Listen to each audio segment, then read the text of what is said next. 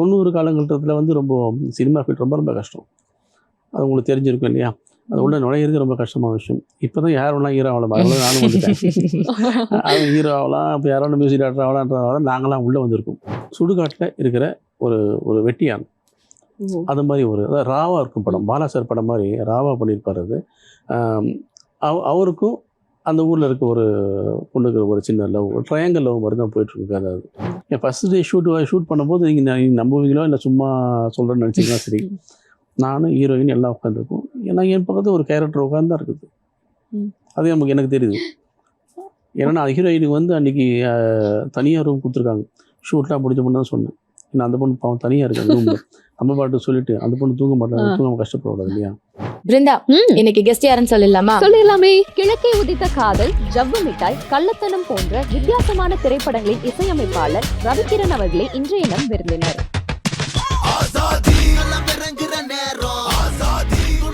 வணக்கம் சார். வணக்கம் மேடம். வணக்கம். நல்லா இருக்கீங்களா? நல்லா இருக்கும் சார். நீங்க எப்படி இருக்கீங்க? நல்லா இருக்கேன் மேடம். ஆர்டர் நல்லா இருக்கேன் madam. Super sir. Ravikiran sir ஒரு மியூசிக் டைரக்டரா நாங்க வந்து பாத்திருக்கோம் கிட்டத்தட்ட ஒரு 22 ஃபிலிம்ஸ்க்கு. பட் டக்குன்னு பார்த்தா ஒரு ஸ்விட்ச் ஆக்டரா வந்து மாறிட்டீங்க. கண்டிப்பா மேடம். இது எதனால இந்த திடீர் முடிவு, இல்ல ஆப்பர்ச்சுனிட்டி வந்தனாலயா? இல்ல மேடம், ஆப்பர்ச்சுனிட்டி வந்தது மேடம். ஆக்சுவலா வந்து என்னன்னா, அந்த படத்துக்கு நான் மியூசிக் டைரக்டரா கமிட் ஆனேன். ஆகும்போது அவங்க வந்து ஹீரோவை தேடிட்டு இருந்தாங்க. ஸோ நான் அந்த சமயத்தில் தாடி வச்சுட்டு இருந்தாலும் இந்த கேரக்டருக்கு நீங்கள் கரெக்டாக இருப்பீங்கன்னு சொல்லிட்டு அவங்க வலுக்கட்டாயம் தான் என்னை வந்து ஹீரோவை வந்து கமிட் பண்ணாங்க. ஃபோர்ஸ் பண்ணி இழுத்துருக்காங்க உங்களுக்கு? என்ன பண்ணது இல்லை சார், எனக்கு ஐடியா இல்லை. ஆக்சுவலாக நான் பேசிக்காக நடிக்க தான் வந்தேன். இது வந்து 90s நடிக்க தான் வந்தேன். ஆனால் அதுக்கப்புறம் திசை மாதிரி இப்போ இசையில் வந்துட்டோம் நாங்கள். லைட் மியூசிக்கில் இருந்து அப்புறம் வந்து நியர்லி ஒரு 2000 ஸ்டேஜஸ் நான் வந்து லைட் மியூசிக் ஆர்கெஸ்ட்ரா பண்ணியிருக்கேன். அதுக்கப்புறம் தான் வந்து நான் மியூசிக் டைரக்டராக வந்து கமிட் ஆனது வந்து. அப்படி இருக்கும்போது இந்த படத்துக்கு வந்து நான் மியூசிக் டைரக்டர் கமிட் ஆகும்போது தான் இந்த நீங்கள் பண்ணுங்க இது கரெக்டாக இருக்குன்னு சொல்லிட்டு அந்த டேரக்டர் சொன்னதின் பேரில் ப்ரொடியூசரும் அவரும் ரொம்ப கம்பல் பண்ணாங்க. அதுக்கப்புறம் தான் இந்த படத்துக்கு நான் கமிட் ஆனேன், ஹீரோவாக கமிட் ஆனேன். இது கொஞ்சம் மூவி வந்து கொஞ்சம் ராவாக இருக்கும், கொஞ்சம் அந்த வில்லேஜ் பேசிட்டு கொஞ்சம் இன்னசென்ட்டான ஒரு கேரக்டர். அதுக்கு நீங்கள் கரெக்டாக இருப்பீங்கன்னு சொல்லிட்டு அவங்க சொன்னதுனால தான் இந்த படத்தை நான் கமிட் ஆனது.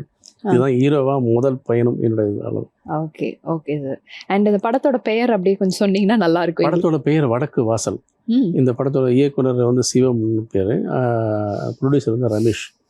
அவர் அட்வொகேட்.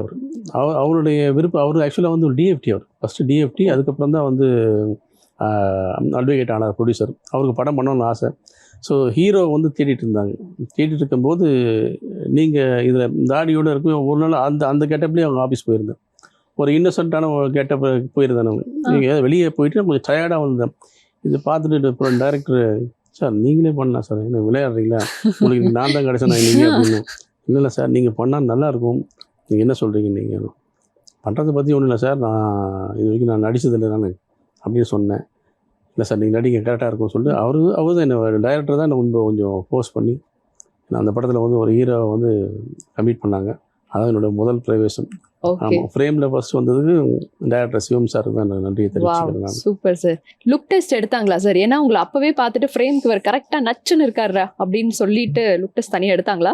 ஆமாம், ஒரு ஸ்ட்ரீட் ஷூட்லாம் எடுத்தாங்க. ஸ்ட்ரீட் ஷூட் எடுத்தது மட்டும் பண்ணல, அங்கேயே நான் ஆக்ட் பண்ணி வச்சும் பார்த்தாங்க.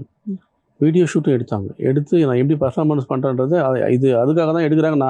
நான் ஃபிட்டாக அன்ஃபிட்டான்றதை வந்து அவங்க ஜட்ஜ் பண்ணுறது எனக்கு தெரியாது. ஜென்ரலாக நடிக்க சொல்கிறாங்க தான் நடித்தேன். நான் நடித்தவங்க சார் பர்ஃபெக்டாக இருக்குது அப்படியே பண்ணிவிடுங்க அப்படி சொல்லி கன்ஃபார்ம் பண்ண தான் வந்து அதிலே ஒரு டெஸ்ட் வச்சு தான் எடுத்தாங்க. நான் உடனே நல்லவர் வல்லவர்களெலாம் எடுக்கல, டெஸ்ட் பண்ணி தான் எடுத்தாங்க. அதுவும் எனக்கு அது ஒரு இன்னசென்ட்டான ஒரு கதாபாத்திரம் மேடம். அதை சொல்ல போனால் ஒரு சுடுகாட்டில் இருக்கிற ஒரு வெட்டியான், அது மாதிரி ஒரு அதாவது ராவா இருக்கும் படம், பாலா சார் படம் மாதிரி ராவா பண்ணியிருப்பார். அது அவருக்கும் அந்த ஊரில் இருக்க ஒரு பொண்ணுக்கு ஒரு சின்ன லவ், ட்ரையாங்கல் லவ் மாதிரி தான் போயிட்டுருக்கு. அதாவது படம் ரொம்ப ரொம்ப நல்லாயிருக்கும். ரொம்ப நல்ல படங்கள் வர மார்ச் மாதம் கிட்ட திரைக்கு வரதாக இருக்குது. இப்போ பெரிய படங்களில் வரதுனால சின்ன படங்களுக்கு போட்டி போட முடியாது. அதனால் வந்து மார்ச் மாதம் திரைக்கு வரதாக வந்து பிளான் பண்ணியிருக்காங்க. ஓகே. ஹீரோயின் யார் சார்? ஹீரோயின் ஜெயஸ்ரீன்னு ஒரு பொண்ணு பண்ணியிருக்கேன். ஹீரோயின் நியூ ஃபேஸ் தான். இந்த படத்துக்கு எல்லாமே நியூவாக இருந்தால் தான் நல்லா இருக்குன்றதுக்காக தான் வந்து அவர் டைரக்டர் ஃபீல் பண்ணி அதான் பண்ணாரு. ஓகே, அவங்க உங்களை ஓகே பண்ணது ஓகே. பட் நீங்கள் இந்த கதைக்கு ஓகே நம்ம பண்ணலாம் அப்படிங்கிறது ஒரு ஆர்வத்தினாலையா, இல்லை நம்மளால ஜஸ்டிஃபை பண்ண முடியும்னு நினச்சிங்களா? இல்லை மேடம், நான் முதல்ல நடிக்க தானே மேடம் வந்தேன். நான் நடிக்க வந்து தான் வந்து அதுக்கப்புறம் தான் நான் மியூசிக் லைனில் வந்து கீபோர்டு கற்றுக்கிட்டு சிங்கர் ஆகி அப்புறம் ஸ்டேஜ் ப்ரோக்ராம் பண்ணி 2000 ப்ரோக்ராம் பண்ணியிருக்கேன். ஸ்டேஜ் ப்ரோக்ராம் பண்ணி அதுக்கப்புறம் தான் வந்து நான் நடிக்கவே வந்தேன் நான். ஸோ அது பேசிக்காக நடிக்கணுன்றது வந்து பிளட்டில் இருக்கும்போது அது வரதான் செய்யும். அது இல்லாமல் என்னோட அப்பா சித்தப்பாலாம் வந்து அமெச்சூர்ஸ் ட்ராமா பண்ணிகிட்டு இருந்தாங்க. ஓகே. ஈவன் கேபி சார் இருக்கும்போதே பண்ணவங்க. சில பெரிய படங்களோட கதைகள் வந்து எங்கள் அப்பாவோட கதைகள். அது இங்கே வேண்டாம், சொல்ல வேண்டாம். அது நிறைய பெரிய பெரிய இயக்குநர்கள் கதைகள் வந்து அவங்களோட கதைகளை வந்து யூஸ் பண்ணியிருக்காங்க. அவங்க வந்து சென்ட்ரல் கவர்மெண்ட் ஸ்டாஃப்ஸ். ஸோ அதனால் வந்து இதை வந்து அவங்க வெளியே பேச முடியாது. அந்த காலகட்டத்துக்கு அது மாதிரி இருந்தது. ஸோ அவங்களுடைய பிளட்டு எனக்கு இருக்குது. அதனால் வந்து நான் நடிக்க வந்தேன். இதுதான் ஃபேக்ட். எங்கள் வீட்டில் அலோவ் பண்ணவே இல்லை. மியூசிக் லைனுக்கு போகிறதுக்கு அலோவ் பண்ணல. ஏன்னா அவங்க வந்து எவ்வளோ சிரமப்பட்டாங்கன்றது அவங்களுக்கு தெரியும். ஸோ அதனால் நீ வந்து போகவே கூடாதுன்னாங்க. நான் ரொம்ப வலுக்கட்டாயமாக தான் இந்த ஃபீல்டுக்கு வந்தேன். சார், இந்த வடக்கு வாசல் படத்தில் ஃபர்ஸ்ட் டே ஷூட்டுக்கு போகிறப்ப எப்படி இருந்துச்சு சார்? ரொம்ப பதட்டமாக இருந்தீங்களா, இல்லை ஃபர்ஸ்ட் சீன் சொன்ன உடனே நடிச்சிட்டிங்களா, எந்த மாதிரி போச்சு? இல்லை மேடம், நான் ஃபஸ்ட்டு சீன் சொன்ன உடனே நடிச்சிட்டேன். ஏன்னா பேசிக்காக நான் வந்து ஆர்டிஸ்ட்னால நான் ஸ்டேஜ் ட்ராமா நடிச்சிருக்கேன். 90s ஸ்டேஜ் ட்ராமா நடித்து ஆக்சுவலாக பேசிக் காரணமே அதுதான். நான் ஒரு ட்ராமாவில் நடிக்கிறதுக்காக 90s போயிருந்தேன். அது 2 நாளில் அந்த ஸ்கிரிப்ட் என்கிட்ட கொடுத்துட்டாங்க. நான் டெலிவரி பண்ணுற மெத்தடை பார்த்துட்டு ப்ராம்ப்டிங் நீங்கள் பண்ணுங்க கொடுத்துட்டாங்க. 2 நாளைக்கு முன்னாடி அப்போல்லாம் கிராண்ட் ரிகர்சல் வைப்பாங்க, எல்லாருக்கும் தெரியும். கிராண்ட் ரிகர்சல் வைக்கும்போது வர வேண்டிய முக்கியமான ஒரு கதாபாத்திரம் வரலை. அப்போ எனக்கு என்ன 18 வயசு எனக்கு. அந்த கதாபாத்திரம் வராதனால இந்த கேரக்டர் நீங்கள் பண்ணுங்க சொன்னாங்க. ஆனால் அது ஒரு பிராமின் கேரக்டர். நீங்கள் மீசையெல்லாம் எடுத்துகிட்டு பண்ணணுமா சார், ஓகேவான்னாங்க. நான் வீட்டில் கேட்டால் அம்மா அதெல்லாம் பண்ணவே கூடாதுன்ட்டாங்க. நான் பண்ணி தான் ஆகணும்னு சொல்லிட்டு மீசையை 18 வயசில் நான் போட்ட கேரக்டர் 50 வயசு கேரக்டர். அப்படியா? 50 வயசு கேரக்டர் வந்து நான் கண்ணாடியெல்லாம் போட்டு மைக்கெல்லாம் அடித்து மயிலாப்பூர் ஃபைன் ஆர்ட்ஸ் கிளப்பில் பூவுக்கு ஒரு பூஜைன்னு ஒரு ட்ராமா திலங்குன்னு ஒரு டைரக்டர் பண்ணார். நான் வர ஒரு சீனும் கிளாப்ஸ் பண்ணிக்கிட்டே இருந்தாங்க. இன்டர்வல் டைமில் வந்து கொஞ்சம் ரெஸ்ட் ரூம் வரும்போது அங்கே பிராமின் ஏரியா இல்லைங்களா, எல்லாம் ரொம்ப நன்னா பேசுகிறேனே, ஆத்திர நன்னா இருக்காளா அப்படின்னாங்க. நல்லா இருக்கார் மாமி, நாங்கள் பேசிட்டு வந்துட்டோம். அதுதான் என்னை சினிமா ஆசையை தூண்டினதுக்கு முதல் காரணம் அந்த ட்ராமா தான். அந்த ட்ராமா மூலமாக வந்து அதுக்கப்புறமா வாய்ப்புகள் சில படங்கள் தேடினேன். அந்த 90 காலகட்டத்தில் வந்து ரொம்ப சினிமா ஃபீல்ட் ரொம்ப கஷ்டம். அது உங்களுக்கு தெரிஞ்சிருக்கும் இல்லையா, அது உள்ள நுழையிறது ரொம்ப கஷ்டமான விஷயம். இப்போ தான் யார் வேணால் ஹீரோ ஆகலாம், அதனால நானும் வந்துட்டேன். அவன் ஹீரோ ஆகலாம், இப்போ யாராவது மியூசிக் டேரக்டர் ஆகலான்றதால நாங்களாம் உள்ளே வந்திருக்கோம். இப்போ டெக்னாலஜி வளர்ந்து போச்சு. இப்போ முன்ன மாதிரி வந்து ராஜா சார் பண்ணும்போதும் எம்எஸ்வி சார் பண்ணும்போதும் அது மாதிரி பண்ணும்போதெல்லாம் லைவ்லாம் எடுத்து எல்லோரும் நோட்ஸ் கொடுத்து பண்ணுறதுலாம் வந்து ரொம்ப சிரமமான விஷயம். ஒரு புது மியூசிக் டேரக்டருக்கு எந்த அளவுக்கு அவங்க கோஆப்ரேட் பண்ணுவாங்கன்றது வந்து ரொம்ப கஷ்டம். ஆனால் இப்போ அப்படி இல்லையே, முழுக்க நாங்கள் தான் ப்ரோக்ராமிங்கே பண்ணுறோம். ஸோ அதனால் வந்து நாங்கள் போடுறது தான் மியூசிக்.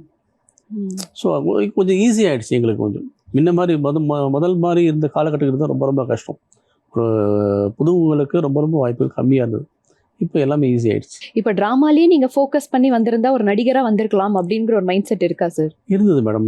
ட்ராமாவில் பண்ணியிருக்கலாம். பட் எங்கள் வீட்டில் ரொம்ப பண்ணக்கூடாதுன்னு சொல்லிட்டாங்க. நான் தெரியாமல் தான் சினிமாக்குள்ளே நுழைஞ்சேன். வீட்டுக்கு தெரியாமல் தான் அப்படியே கொஞ்சமாக நுழைஞ்சு தான் வந்து சினிமாக்குள்ளே என்ட்ரு ஆனேன். அப்புறம் ஸ்டேஜ் பண்ணது எல்லாமே அதுக்கப்புறம் தான். ஒரு நடிகரா இந்த வடக்கு வாசல்ல வந்து ஒரு டெபியூ கொடுத்துருக்கீங்க. பட் 18 வயசுல ஒரு வயதானவரா வந்து நீங்க ஒரு தோற்றம் அளிச்சு நீங்க வந்து டிராமால நடிச்சிருக்கீங்க. அது எப்படி சார் நீங்க பாக்குறீங்க? ஏன்னா அப்ப இருக்கும் போதே ஒரு வயதான தோற்றத்துல நடிச்சிட்டீங்க. பட் இப்ப வந்து நீங்க நேச்சுரலா நடிக்கிறீங்க இல்லையா? நீங்க இருக்கிற மாதிரியே நடிக்க போறீங்க. அந்த டிரான்சிஷன் எப்படி பாக்குறீங்க? இந்த படம் வந்து கெட்டப்லாம் சேஞ்ச், விக்கெல்லாம் வச்சு அப்படி ஒரு செம்பட்ட முடி, வெள்ளையா இருக்கிறவன் வந்து கருப்பாக்கிட்டாங்க. படத்தோட பேர் வந்து என்ன கேரக்டர் பேர் வெள்ளை. ஆனால் அங்கே வந்து எல்லாம் கலரே ரொம்ப டல் கலராக ஆக்கி அதுக்கப்புறம் தான் நடிக்க வச்சாங்க. பல்லுலாம் கருப்பெல்லாம் தடவி பண்ணி அப்படியா? அது மாதிரி தான் பண்ணாங்க. அதாவது கருப்பு வந்து அப்பயே கருப்பு அடிச்சாங்க, இப்பயே கருப்பு அடிச்சாங்க. அது மட்டும் தான் ஓகே சார். அப்போ இதுல பார்க்கும்போது எங்களுக்கு அடையாளம் தெரியுமா தெரியாதா சார்? அடையாளம் தெரியும் மேடம், தெரியும். ஒரு காலம் இது மாதிரி இருந்துச்சுன்னா கண்டிப்பாக யாரும் தெரியாது. இதுதான் நானும் அந்த தெரியாது. ஓகே. ஆமாம், அந்த கெட்டப்பில் போனது எனக்கு கெட்டப்பே வேறு மாதிரி இருக்காது. கொஞ்சம் பார்க்குறேன். அது நல்லா பண்ணார், டைரக்டர் நல்லா பண்ணி கொடுத்தாரு. ஆமாம், நல்லா ஒர்க் வாங்கினார். எல்லாருமே நல்லா ஒர்க் வாங்கினார். அவர் பாலா சார் படம் மாதிரி இருக்கும், ராவாக இருக்கும் படம் பார்க்குறதுக்கு. சார், இப்போ நீங்கள் வடக்கு வாசல்னு சொல்லி ஒரு மூவி கமிட் ஆகி அதில் படம்லாம் கம்ப்ளீட் பண்ணி ரிலீஸ்க்கு வெயிட் பண்ணிட்டு இருக்கீங்க. அது ரிலீஸ் ஆகிறதுக்கு முன்னாடி இன்னொரு மூவியில் வந்து கமிட் ஆகி பண்ணிட்டு இருக்கீங்க. அதோட எக்ஸ்பீரியன்ஸ் பற்றி சொல்லுங்கள். பேனாக்குத்தின்ற படம், அதில் ஒரு 4 பேர் வந்து லோக்கல் ரவுடிஸ், அவங்கள பற்றின ஒரு கதை. அதுக்குள்ளே ஒரு லவ் ட்ராவல், முழுக்க காமெடி. காமெடி தான் பண்ணுறோம். அந்த முல்லை ஒரு லீடர் பண்ணுறாரு. அப்புறம் யோகி பாபா மாதிரியே ஒரு கேரக்டர் இருக்கார், அவர் பண்ணுறாரு. யாசர் பண்ணுறாரு, நான் மெயின் லீடு பண்ணுறேன். ம். மற்றபடி கொஞ்சம் சாய் தினா சார் வில்லனா பண்ணுறாரு. கொஞ்சம் கமர்ஷியல் கொஞ்சம் இருக்காங்க. ஓகே. ஆமாம். ரிலீஸ் ஆனதுக்கு அப்புறம் ஆப்பர்ச்சுனிட்டிஸ் வரது சகஜம் சார். பட் ரிலீஸே ஆகிறதுக்கு முன்னாடி இந்த ஆப்பர்ச்சுனிட்டி உங்களுக்கு எப்படி வந்தது? வடக்கு வாசல் கொஞ்சம் டாக் இருக்குது மேடம் வெளியில். கொஞ்சம் நல்லா பண்ணிருக்காரு. எனக்கு கொஞ்சம் நல்ல நேம் அதில். சாங் அண்ட் ரீகார்டிங் வைஸ் நல்ல நேம் எனக்கு, ப்ளஸ் ஆக்டிங் வைஸ் நல்ல நேம். நான் பார்த்த டிஸ்ட்ரிபியூட்டர்ஸ் அண்ட் ப்ரொடியூசர்ஸ் வந்து எனக்கு நல்ல ஸ்கோர் பண்ணியிருக்காங்க. ஸோ அதன் மூலமாக வந்த படம் தான் இந்த படங்கள். இதெல்லாம் இன்னொரு படம் வெளியெல்லாம் பேசிகிட்டு இருக்காங்க. ஸோ அது ஒன்றும் கன்ஃபர்மேஷன் ஆகலை இது வரைக்கும். ஓகே. அவங்க ஸோ வடக்கு வாசல்ல ஒரு ரொம்பவே வித்தியாசமான ஒரு கதாபாத்திரம் இல்லையா நீங்க சொன்ன கதாபாத்திரம்? ஆமாம். ஸோ நீங்க அந்த கிரேவ்யார்டு இதெல்லாம் போய் நீங்க பாக்குற மாதிரி இருந்திருக்கும். அது ஜென்ரலாக தெரியல மேடம். அதனால வந்து போய் பார்க்கல. இதுதான் இப்படிதான் இருக்குன்ற ஒரு ஐடியா தானே. நமக்கு முன்னோர்கள் எவ்வளோ பண்ணியிருக்காங்க இல்லையா. சிவாஜி சார்லேருந்து விக்ரம் சார் பண்ணியிருக்க எல்லாம் பண்ணியிருக்காங்க இல்லையா. ஸோ நம்ம வந்து அதை வரையிட்ட காப்பி அடிச்சு வேண்டியதானே. அதுதான் கேட்க வந்தேன். அதுக்காக ஏதாவது ரெஃபரன்சஸ் பாத்தீங்களா? அதே மாதிரி ட்ரை பண்ணீங்களா? லைட்டா அதாவது அந்த கேரக்டரோட குணாதிசயம் எப்படின்றது மட்டும் கொஞ்சம் ஐடியா பண்ணிக்கிட்டு நம்ம ஓனா என்ன பண்ணமோ அதை பண்ணிட்டேன். ஓகே. ஆமாம். எந்தெந்த படங்கள் பார்த்துருந்தீங்க? படங்களோட பெயர் சொல்லலாம். படங்களோட பேர் வந்து 16 வயது நிலை. அதாவது இந்த கேரக்டர் கிடையாது. பட் அந்த கேரக்டர் வந்து அது மாதிரி கேரக்டர். அந்த மாதிரி ஒரு இன்னசென்ட்டான ஒரு கேரக்டர். கமல் சார் பண்ணார் இல்லைங்களா, இன்னசென்ட்டாக கேரக்டர். இப்போ வந்து நான் கடவுள், அப்புறம் பிதாமகன், இதெல்லாம் வந்து இவரோட காசி எல்லாமே விக்ரம் சார் படம். ஸோ அவங்களுடைய மூவ்மெண்ட் எப்படி இருக்கும், ஸோ அதெல்லாம் பார்த்து கொஞ்சம் ஒரு ஐடியா பண்ணி இது மாதிரி இருந்தால் நல்லாயிருக்கும். இதில் நம்ம என்ன ஸ்பெஷலாக என்ன பண்ண முடியும் அதை தெரிஞ்சுக்கிட்டு நம்ம டைரக்டர் ஃபஸ்ட் நாள் ஃபஸ்ட் ஷாட் வைக்கும்போது, சார் நான் 3 மாதிரி பண்ணி காட்டுறேன். 3 பேட்டர்னில் பண்ணுறேன். உங்களுக்கு எது ஓகே, இது ஓகே சார்னா அதை அப்படியே படம் ஃபுல்லாக ஃபாலோ பண்ணிக்கலாம்னு சொல்லிட்டு 3 டிஃப்ரெண்ட் டைப்பாக பண்ணி காமிச்சேன். சார் இந்த பேட்டர்ன் ஓகே அப்படின்னாலும் சரி ஓகே, இது அப்படியே படம் ஃபுல்லாக ட்ராவல் பண்ணுவோம். என்ன அதில் ப்ராப்ளம்னா, கொரோனாவுக்கு முடிஞ்ச கையோடு அந்த படம் ஷூட் ஸ்டார்ட் பண்ணது. ஒரு தடவை வச்ச ஷூட்டிங்கும் அடுத்த வரைக்கும் ஒரு 1 மந்த் 1.5 மந்த் கேப் ஆகிடும். ஸோ அதே சிவனாட்டி பார்த்து ரொம்ப கஷ்டம். ஐயோ. அதில் வந்து கொஞ்சம் தாங்கி நடக்கிற மாதிரி இருக்கும். லெஃப்டில் தாங்கி நடந்தமா இல்லை ரைட்டில் தாங்கி நடந்தமா டவுட் ஆகிடும். அதெல்லாம் வந்து விஷுவல் பார்த்துட்டு அதுக்கப்புறம் தான் நம்ம திரும்ப பண்ண முடியும். ஒரு ஸ்கெடியூல் ஃபுல்லாகவே நீங்கள் பார்த்துருப்பீங்க. ஆமாம், கொஞ்சம் செக் பண்ணி தான் நடிக்கணும். எந்த மாதிரி பண்ணோம், இல்லை கொஞ்சம் நம்ம அதே நடிக்கிற ஃபீல்ட்லேயே இருந்தால் பரவாயில்ல. நம்ம பேசிக்காக மியூசிக் டேரக்டர். ஸோ இந்த 2 மாதம் கேப் நம்ம வேறு மைண்டில் இருப்போம், வேறு படங்கள் வேறு படத்தோட ப்ராசஸ் போயிட்டுருக்கும். இதை பற்றி சுத்தமாக மறந்துட்டுருப்போம் அந்த படத்தை பற்றி. அப்படி இருக்கும்போது திரும்ப அதை ரீகால் பண்ணி அதுக்கப்புறம் தான் நம்ம அந்த படத்துக்கு போய் நடிக்க முடியும்.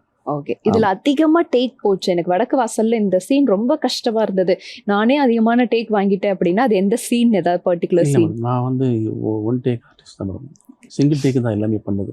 அப்படியா சார்? ஆமாம், சிங்கிள் டேக் ஆர்டிஸ்ட் தான். என்னென்ன அது ரொம்ப சென்டிமெண்டலாக சீன் என்னன்னா, கிளைமேக்ஸில் வந்து எனக்கு ஒரிஜினல் சுடுகாடு தான். சுடுகாடு செட்டெல்லாம் போடலை அவங்க. ஒரிஜினல் சுடுகாடில் நைட்டு 11 மணிக்கு கிளைமேக்ஸ் சீன் இருக்கிறாங்க.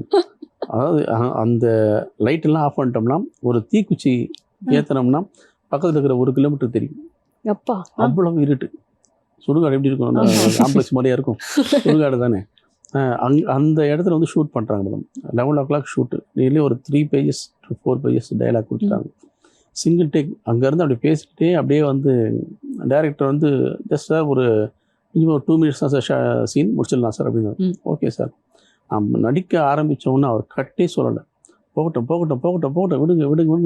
நியர்லி ஒரு 10 minutes அந்த சீன் போச்சு. அப்பா, கடைசி ரொம்ப ரொம்ப ஓவராக அழுது நடிக்கிற அந்த சீன் அது. அதை பார்த்துட்டு முடித்த உடனே டோட்டல் அங்கே ஒரு 300 பேர் அந்த சுடுகாட்டில் 300 பேர் இருக்கான். நைட் 12 மணிக்கு. அப்பா, 300 பேர் அங்கே நிற்கிறான். 12 மணிக்கு நிற்கிறாங்க. அந்த 300 பேர் ஃபஸ்ட்டு இந்த கேமராமேன் மோகன் ராம் சார் கைத்தனர் ஃபஸ்ட்டு கிளாப் பண்ணோன்னு டோட்டல் 300 பீப்புள்ஸ் எல்லாருமே கைத்தட்டாங்க. அந்த 12:30 மணிக்கு ஒரு 6 வாரம் மேபி அந்த டைம்ல நீங்க போய் நிற்கும் போது உங்களுக்கு அந்த பயம் வரலையா? அது ஏன்னா சுடுகாடு லைட்டா இல்ல நல்லாவே இருட்டா இருக்கு, சவுண்ட் எல்லாம் வந்து ஏதாவது கேட்குற மாதிரி அந்த மாதிரி பயம் ஏதாவது வந்ததா? அதெல்லாம் இல்லை. இன்னொன்று விஷயம் என்னன்னா, எனக்கு இது மாதிரி விஷயங்கள் கொஞ்சம் தெரிஞ்சிடும். எனக்கு இப்போ சில விஷயங்கள் வந்து இது மாதிரி இருக்கு, இந்த ஸ்விட்சுவல் ஏன்னா வருதுன்னா எனக்கு கொஞ்சம் வைப்ரேட் ஆகும். அப்படியா? ஆமாம், அதெல்லாம் இருக்குது எனக்கு. அதெல்லாம் உண்டு மேடம். அதெல்லாம் எனக்கு இது நிறைய விஷயங்கள் நான் சொல்லியிருக்கேன் நிறைய பேர்கிட்ட. சில பேர் நண்பர்கள் வீடு பார்க்க போனால் கூட இந்த வீட்டில் இருக்காது, தப்பாக இருக்குது வீடு. ஸோ அதெல்லாம் சொல்லி அழைச்சிட்டு வந்துருக்கு. ஒருத்தர் இதே மாதிரி தான் நம்ம நண்பர் தான் ஒரு சேனல் வச்சுருக்காரு, லோக்கல் சேனல் வச்சுருக்காரு. இந்த வீட்டுக்கு போகாதீங்கவா, நான் சார் பிஸ்னஸ் சரி வராதுன்னு சொன்னேன். சொல்லி கேட்கல. அவர் வச்சுருந்த எல்லா ப்ராப்பர்ட்டியும் சேல் பண்ணிட்டு வந்துட்டார். அந்த வீட்டு தப்பான ஒரு வைப்ரேஷன் இருக்குது சார் சொன்னேன். அவர் கேட்கல, அப்படியும் போனார். ஸோ அதனால் வந்து எனக்கு இது மாதிரி விஷயங்கள் இருக்குதுன்னா எனக்கு கொஞ்சம் வைப்ரேட் ஆகும், தெரிஞ்சிடும். அப்ப அந்த மொமெண்ட்ல உங்களுக்கு எப்படி இருந்தது? வைப்ரேட் ஆகி நீங்க அந்த அளவுக்கு நடிச்சிருக்கீங்க? வைப்ரேட் நடிச்சிருக்கேன். எனக்கு அது பெருசாக தெரியல மேடம். என் ஃபர்ஸ்ட் டே ஷூட் பண்ணும்போது நீங்கள் நம்புவீங்களோ இல்லை சும்மா சொல்கிறேன்னு நினச்சிங்கன்னா சரி, நானும் ஹீரோயின் எல்லாம் உட்காந்துருக்கோம். ஏன்னா என் பக்கத்தில் ஒரு கேரக்டர் உட்காந்து தான் இருக்குது. அது எனக்கு தெரியுது. ஏன்னா ஹீரோயினுக்கு வந்து அன்றைக்கி தனியாக ரூம் கொடுத்துருக்காங்க. ஷூட்லாம் முடிஞ்ச பொண்ணு தான் சொன்னேன். ஏன்னா அந்த பொண்ணு பாவம் தனியாக இருக்குது ரூமில். நம்ம பாட்டு சொல்லிவிட்டு அந்த பொண்ணு தூங்க மாட்டாங்க, தூங்க கஷ்டப்படக்கூடாது இல்லையா. கடைசி நாளைக்கு சொன்னேன், நம்ம வந்து முதல் நாள் நம்ம பக்கத்தில் ஒரு கேரக்டர் உட்காந்துருந்துமான்னு சொன்னேன். என்ன ரியாக்ட் பண்ணாங்க சார்? அவங்க சார் என்ன சார் சொல்லக்கூடாது, நீங்கள் சொல்லியிருந்தா நீ அங்கே தனியாக படுக்க மாட்டியம்மா, என்ன பண்ணுறது, ஷூட் நடக்காமல் போயிருமே. ஸோ அதனால் யார்கிட்டையும் சொல்லணும், கடைசியாக தான் சொல்லணும். அந்த பவர் கொஞ்சம் இருக்கு எனக்கு. ஓகே. ஸோ ஒரு ஆக்டர், மியூசிக் டைரக்டர் அண்ட் அதை தாண்டி ஸ்பிரிச்சுவல் கனெக்ஷன் இருக்க ஒரு பர்சன் போலயே இருக்கு மேடம், இல்லையா சார்? ஓகே. ஸோ இதில் வந்து ஒரு நடிகராக உங்களுக்கு ஒரு நல்ல எக்ஸ்பீரியன்ஸ் கிடச்சிருக்கும். யாராவது உங்களை பாராட்டியிருக்காங்களா இந்த மாதிரி? நான் கேட்குற மாதிரி, சே நீ எல்லாம் ஃபர்ஸ்டே வந்திருந்தா எங்கள் கையில் மாட்டியிருந்தா அப்படின்னா இன்னைக்கெல்லாம் பெரிய ஸ்டார் ஆகிருப்ப அப்படின்னு வந்து யாராவது பாராட்டினாங்களா? உண்மை மேடம், அங்கே ஸ்பாட்லேயே இருக்குது. சில டேரக்டர் சொல்லி இருக்கிறாங்க, அவங்களுக்கு அடுத்த படத்துக்கு நான் கண்டிப்பாக கூப்பிடுறேன்னு சொல்லியிருக்காங்க. அது அடுத்த பயணம் இசையாக இருக்கலாம், நடிப்பாக இருக்கலாம், எதுவான்னு தெரியல, அவங்களோட ட்ராவல் இருக்குது. ஒரு ராமராஜன் சார் படம் ஒன்று பண்ணுற மாதிரி ஒன்று இருந்தது எனக்கு. அந்த படத்துக்கு நீங்கள் என்ன பண்ணியிருக்கீங்க, சாங்கெல்லாம் கொஞ்சம் அனுப்புமானார். பென்ட்ரைவில் காப்பி பண்ணி கொடுத்துட்டேன். காப்பி பண்ணி கொடுத்துட்டு அவர் அன்றைக்கி ஃபுல்லாக கேட்டுட்டு நைட்டு ஃபுல்லாக என்னை பற்றி அவரோட மேனேஜர்கிட்ட பேசியிருக்கார். இந்த பையன் இது வரைக்கும் வராமல் இருக்கான், ஒன்று இவன் நல்ல நல்ல பாட்டெலாம் போட்டிருக்கான், ஏன் வரல இவன் தெரியல அப்படின்னு சொல்லி அவர் மேனேஜர் எனக்கு கால் பண்ணாரு. என்னங்க பண்ணிட்டு வந்தீங்க அவரை? அவர் பென்ட்ரைவ் கொடுத்து சாங் கேட்க சொன்னப்போ உங்களை பற்றி நைட்டு ஃபுல்லாக பேசிட்டாரு. இவ்வளோ நல்ல நல்ல சாங்லாம் பண்ணியிருக்கான், ஏன் இன்னும் வெளியே வராமல் இருக்கான் அப்படின்னு சொல்லிட்டு சொன்னார். சொல்லி எனக்கு ரொம்ப சந்தோஷமாக இருந்தது. ஏன்னா அவர் ராஜா சார்கிட்ட, தேவா சார்கிட்ட எல்லார்ட்டையும் ஒர்க் பண்ண ஒரு டைரக்டர். அவர் சொல்கிறதுலாம் வந்து பெரிய விஷயம். அவருடைய படங்கள்லாம் சாங் தானே, பாட்டுக்காக தான் படங்களே ஓடி இருக்கு இல்லையா அவரோட படங்கள்லாம். அப்படின்னு அவர் சொல்கிறது வந்து ரொம்ப ரொம்ப எனக்கு சந்தோஷமான விஷயம். அது எதிர்பார்த்த விதமாக அந்த படம் வந்து ட்ராப் ஆகிடுச்சு, கண்டினியூ பண்ண முடியாமல் போயிடுச்சு. ஓகே. ஆஸ் அ ஹீரோவாக உங்கள் கான்ட்ரிபியூஷன் பற்றி பேசிட்டோம் சார். மியூசிக் டைரக்டராக உங்கள் ஜேர்னி எப்படி ஸ்டார்ட் ஆச்சு? மியூசிக் டைரக்டராக வந்து நான் ஃபஸ்ட்டு லைட் மியூசிக் தான் ஆரம்பித்தேன். முதல்ல லைட் மியூசிக் தான் வந்து என்ட்ரு ஆனேன். லைட் மியூசிக் ஒரு 2000 கச்சேரிகள் பண்ணியிருக்கேன். 97 என்னோடய ஃபஸ்ட்டு ஆல்பம் வந்து ஒரு நண்பர் மூலமாக தான் வந்தது, எதேச்சியாக தான் வந்தது. அதை ஆக்சுவலாக வந்து இவங்க பண்ணுவாங்களான்னு டவுட்டில் தான் இருந்தேன், ஆனால் பண்ணி முடித்தாங்க. அது ஃபஸ்ட் ஆல்பம். செகண்ட் வந்து 2002 ஒரு ஆல்பம், அது நான் ஓன் ப்ரொடக்ஷனில் பண்ணேன். அதை தான் எம்எஸ்வி சார் வந்து பாடினார். அதுவும் எம்எஸ்வி சார் வந்து முதல்ல இல்லை தம்பி, நான் புது இசையமைப்பாளருக்கு நான் பாடுறதில்லப்பா அப்படின்னாரு. என்ன சார் அப்படின்னேன். இல்லைப்பா தப்பாக நினச்சிக்காத அப்படின்னு சொன்ன உடனே நான் மேலேருந்து படியிலேருந்து இறங்கி வரேன். என்ன நினச்சாலும் தெரியல. டிரைவரை கூப்பிட்டு அந்த பையனை கூப்பிட்டு மேலே கூப்பிடணும். தம்பி நல்லா இருந்தால் பாடுவேன், இல்லைன்னா நான் பாட மாட்டேன், ஓகேவா அப்படின்னாரு. இதுவே போதும் ஐயான்னு சொல்லிட்டு நான் வந்துட்டேன். அப்போது 2002 அது சின்ன வாக்மேன் இருக்கும், அந்த வாக்மேனில் பாட்டு பாடி அந்த பாட்டை எடுத்து போய் அவர்கிட்ட கொடுத்து கேளுங்க ஐயான்னு சொல்லி கொடுத்தோன்னே ஃபுல் ஏசி ரூம். அந்த ஏசி ரூமில் எனக்கு வேத்து போகுது, பதட்டம். எனக்கு எதிர்க்க உட்காந்துட்டு யார், எம்எஸ் சார் ஆச்சா, சந்துரு அப்படி மேனேஜர் கூப்பிட்டு இந்த சாங்கை போட்டு காமிச்சு கேட்டோன்னா எப்போ ரெக்கார்டிங் வச்சுக்கலாம் சொன்ன உடனே எனக்கு கண்ணில் வந்து ஆட்டோமேட்டிக்காக தண்ணி வருது. அவ்வளோ ஒரு லெஜண்ட். எவ்வளோ படங்களை பண்ணவர், எம்ஜிஆர் சார்லேருந்து சிவாஜி சார்லேருந்து எவ்வளோ அத்தனை லெஜெண்டுக்கும் பண்ண ஒரு மியூசிக் டைரக்டர். நம்மளை வந்து ஒரு மியூசிக் டைரக்டராக வந்து அங்கீகாரம் கொடுக்குதுன்றது சாதாரண விஷயமா அது. மதித்து என்னையும் மதித்து வந்து பாடிட்டு ஆடியோ லான்ச்சும் பண்ணேன். அதுக்கும் வந்து பண்ணிவிட்டு அந்த ஆடியோ லான்ச்லேயும் ஒரு அனௌன்ஸ்மெண்ட் கொடுத்தாரு எல்லாரும் மத்தியிலையும். இது என்னோட மோதிர விரல், இவனை நான் கொட்டுறேன், இவன் வந்து ஒரு பெரிய ஒரு மியூசிக் டைரக்டராக வருமானு சொல்லிட்டு அன்றைக்கி 2002 ப்ளஸ் பண்ணார். ப்ளஸ் பண்ணிட்டு நீ வந்து பாபநாசன் சிவன் மாதிரியா நீ, அவர் வந்து டியூனுக்கு பாட்டு எழுதுறாருன்னா அந்த டியூனோடன்னு சொல்லுவார். அது மாதிரி அவ்வளோ அழகாக பண்ணியிருக்கேன், ரொம்ப நல்லா வருவேன். நான் கே சங்கர் சார்கிட்ட சொல்லியிருக்கேன் உன்னை பற்றி, நீ கூடிய விட உன்னை நான் கூப்பிட்றேன், நீ போய் பாருன்னாரு. எனக்கு கொஞ்சம் பயம், அவ்வளோ பெரிய லெஜெண்ட் வந்து அவரும் லெஜெண்ட் இவரும் லெஜெண்ட், நம்ம யாருமே தெரியலையே, நம்ம எப்படி கொஞ்சம் அவரை அப்ரோச் பண்ணுறது கொஞ்சம் பயந்துட்டு கொஞ்சம் தயங்கிட்டேன், அவ்வளோதான். ஓகே. அதுல ஃபியூ லைன்ஸ் எங்களுக்காக பாட முடியுமா சார்? யாரு எம்எஸ்வி சார் பண்ணது இல்லையா? அது டிவோஷன், ஆக்சுவலாக அது ஐயப்பன் டிவோஷன். ஒரு ஃபியூ லைன்ஸ் எங்களுக்கு ரொம்ப ஈகரா இருக்கு. கண்டிப்பா.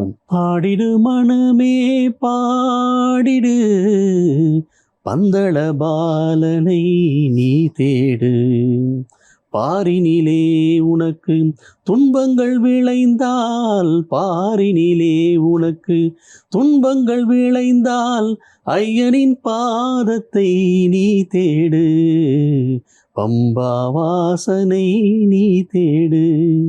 இதுதான் அந்த பாட்டு. Wow, super sir. ரொம்ப அழகா இருந்தது. ஆமாம் மேடம், இந்த பாட்டு நானே எழுதி ஐயா பாண்டார் வந்து பாடி கொடுத்தார் அந்த பாட்டு. Okay sir, okay. இதற்கப்புறமா வந்து நிறைய படங்கள் நீங்க பண்ணீங்க இல்லையா? ஆமா, அண்ட் இப்போ வந்து நீங்க மியூசிக் டைரக்டரா பண்ணிட்டு இருக்கீங்களா? பண்ணிட்டு இருக்கீங்க, நடிக்கவும் செய்றீங்க, மியூசிக் டைரக்டராவும் பண்றீங்க. எது உங்களுக்கு ஆக்சுவலா ஈஸியா இருக்கு, இது கஷ்டமா இருக்கு அப்படின்னா? மியூசிக் கொஞ்சம் கஷ்டம் தான் மேடம். மியூசிக் மியூசிக் கஷ்டம் தான். ஆமாம். என்னன்னா மேடம், இருக்கிற எல்லா வேலையும் வந்து அவங்க பண்ணிட்டாங்க. எம்எஸ்வி சார், ராஜா சார், கேவிஎம் சார் எல்லாருமே வந்து இருக்கிற மியூசிக்கில் என்னென்ன பண்ணணுமோ அதெல்லாம் பண்ணிட்டாங்க. இப்போதைக்கு பஞ்சம் இசையும் கதையும் தான் பஞ்சம். இப்போ ரெண்டுமே இல்லை. அதுதான் நாங்கள் தேடிட்டு இருக்கோம். எந்த பக்கம் நம்ம போனாலும் வந்து இந்த பாட்டு டச் ஆகக்கூடாது, அந்த பாட்டு டச் ஆகக்கூடாது, பார்த்து நம்ம மியூசிக் பண்ணிகிட்டே இருக்கோம். ஸோ அது கொஞ்சம் ரொம்ப கடினமான விஷயம்.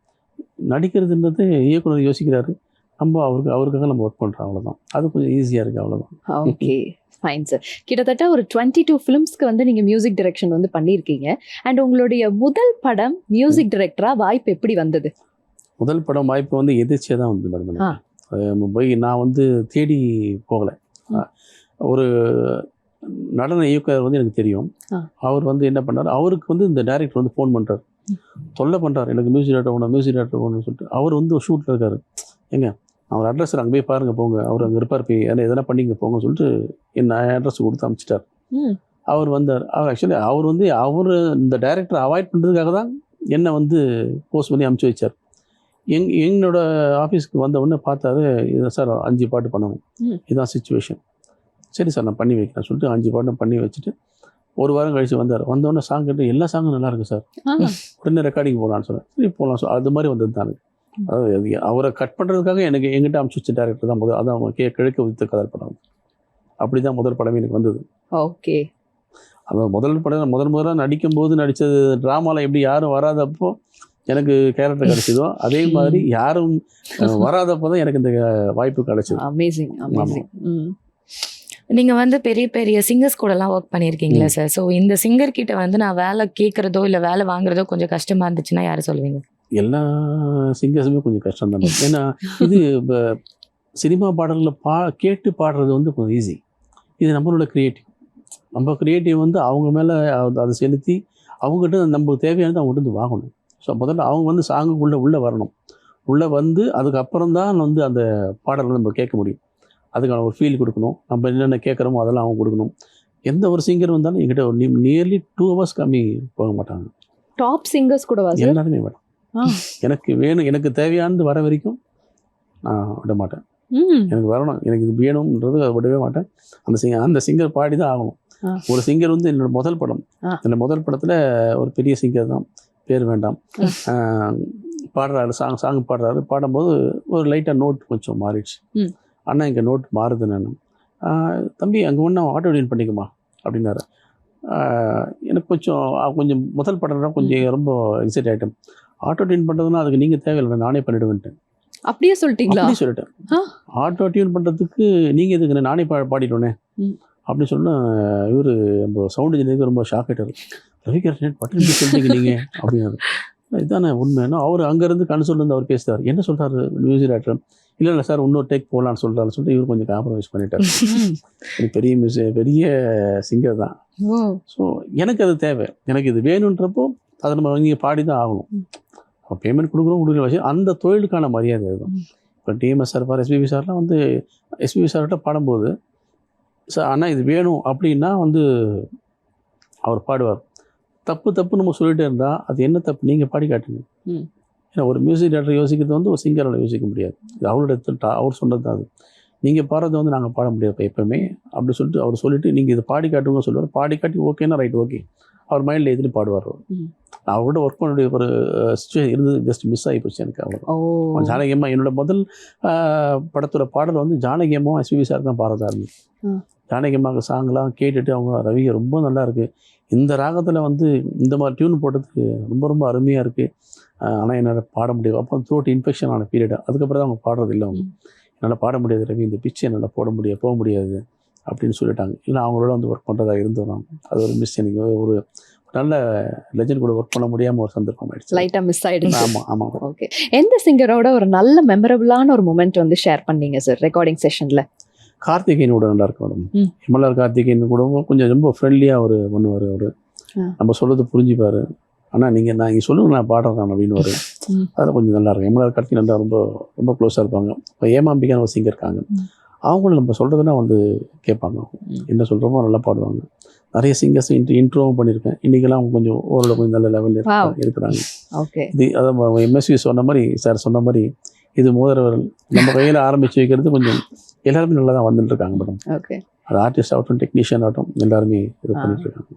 ஏதாவது ஒரு சிங்கரோட ஒர்க் பண்ணிட்டு நீங்க வேற டக்குன்னு வந்து எல்லாத்தையும் ஸ்ட்ரெயிட் ஃபார்வர்டா வேற சொல்லிடுறீங்களே, மேபி அந்த சிங்கர் வந்து கோவிச்சுட்டு போதும் நான் பாடலை அப்படின்னு போனவங்க இருக்காங்களா? இல்லை மேடம், அது மாதிரி பண்ண மாட்டாங்க. என்ன அடுத்த தடவை கூப்பிட்டு வரமாட்டாங்க. அப்படிதான் நடந்திருக்கு. அது மாதிரி தான் நடந்துட்டு இருக்கு. எல்லாம் அது மாதிரி வராமல் இருக்க ஒர்க்கை முடிக்காம போக மாட்டாங்க. நான் ஒர்க்கை முடிக்காம போனா வந்து அவங்களால அது முடியலன்ற மாதிரி ஆயிடும் இல்லைங்களா? ஒரு என்னுடைய ஃபர்ஸ்ட் ஆல்பம் அந்த சிங்கர் வந்து வராரு, வந்தோடனே ரவிக்கிரண் இருப்பாருன்னு சரி வந்தாங்க. இன்னும் எனக்கும் அவருக்கும் அறிமுகம் இல்லை.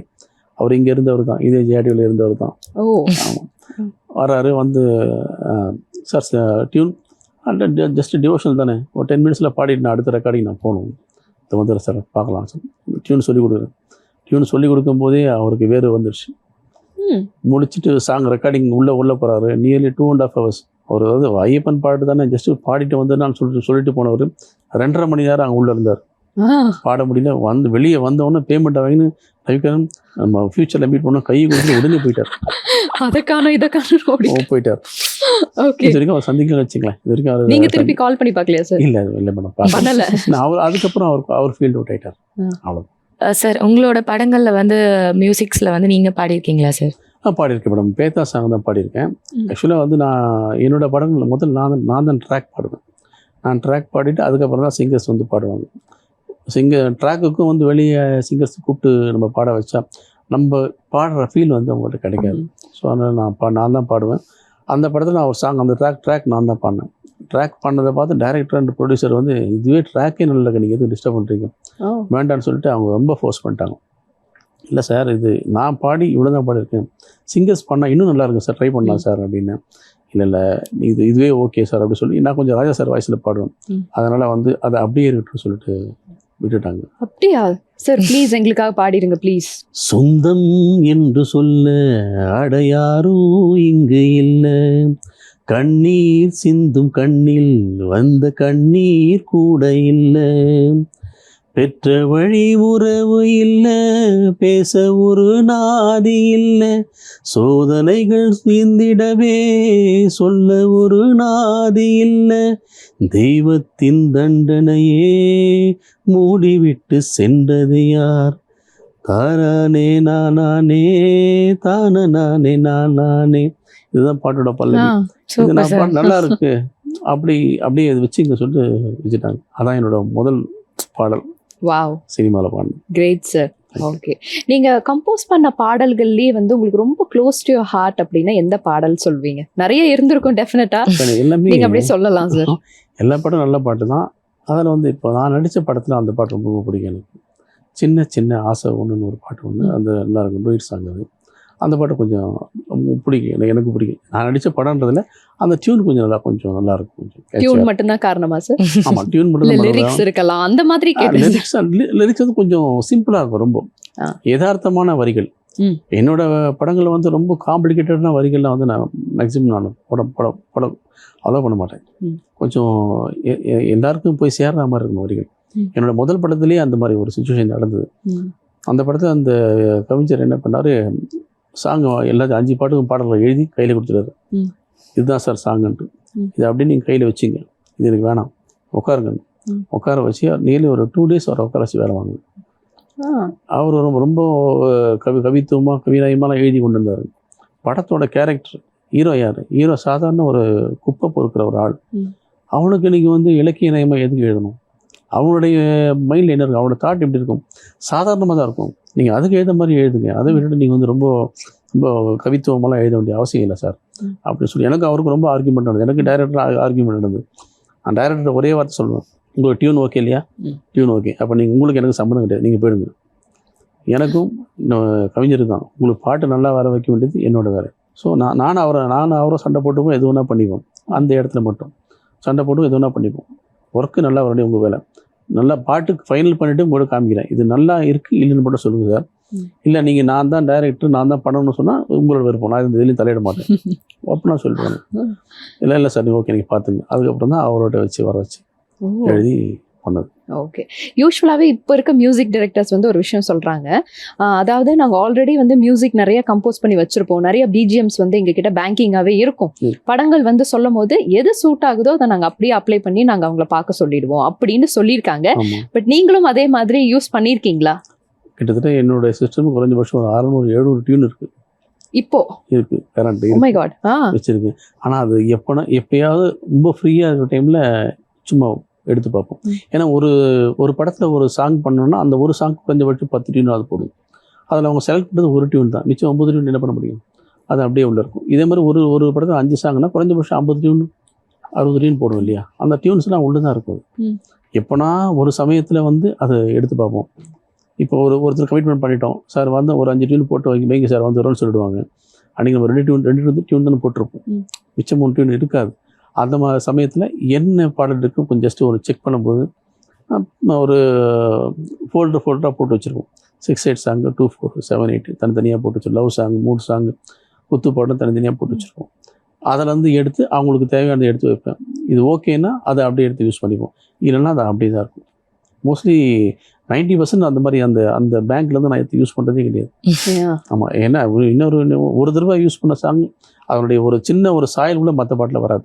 இப்போ 22 படம் பண்ணியிருக்கேன், 22 படத்துல ஒரு பாட்டோட சாயல் ஒரு பாட்டை இருக்கவே இருக்காது. அது என்னென்ன கொஞ்சம் மறதி ஜாஸ்தி, எனக்கு மறந்துடுவேன் நான் என்ன பண்ணுறது எனக்கே மறந்துடும்.